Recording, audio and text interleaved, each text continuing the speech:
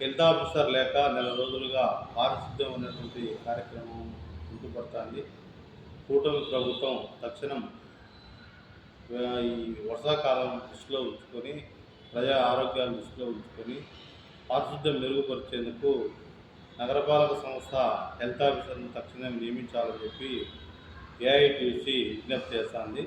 ప్రధానంగా గతంలో పనిచేసే హెల్త్ ఆఫీసరు చంద్రశేఖర్ ఈ నగరంలో ఉన్నటువంటి కుక్కలు స్టెరీ రెగ్యులేషన్ అంటే నియంత్రణ, కుటుంబ నియంత్రణ దాంట్లో కానీ, లేదా చెత్త పన్ను వసూలు చేసే కార్యక్రమంలో కానీ, అలాగే కోళ్ళు కోళ్ళు చెత్త తరలించే టెండర్లలో కానీ అవినీతి పాల్పడినాయని చెప్పి అనేక ఆరోపణలు ఎదుర్కొంటున్న సందర్భంలో నగరపాలక సంస్థ కమిషనర్ మనోజ్ రెడ్డి గారు ఈ యొక్క చంద్రశేఖర్ను ప్రభుత్వానికి సరెండర్ చేయడం జరిగింది.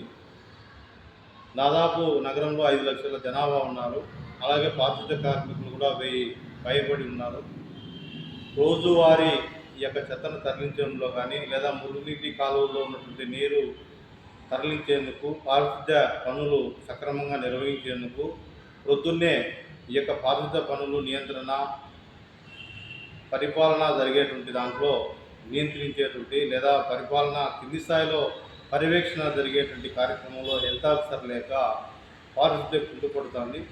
తక్షణం ఈ యొక్క కూటమి ప్రభుత్వం ఈ యొక్క నగరపాలక సంస్థల నుండి హెల్త్ ఆఫీసర్ నియమించాలని చెప్పి ఏఐటీసీగా విజ్ఞప్తి చేస్తున్నాం. అలాగే దాదాపు 5 లక్షల జనాభా నుండి సుదూర ప్రాంతాల నుంచి కడప నగరపాలక పరిధిలో ఉన్నటువంటి ఆ హాస్పిటల్లో కానీ, తదితర ప్రభుత్వ ప్రైవేట్ ఆసుపత్రుల్లో ఈ యొక్క ప్రసవమైనటువంటి పిల్లలకు బర్త్ సర్టిఫికెట్లు మంజూరు చేయడంలో కానీ, లేదా డెత్ సర్టిఫికెట్లు మంజూరు చేయడంలో కానీ ఈ యొక్క కాలయాపన అవుతుంది, కుంటుపడుతుంది.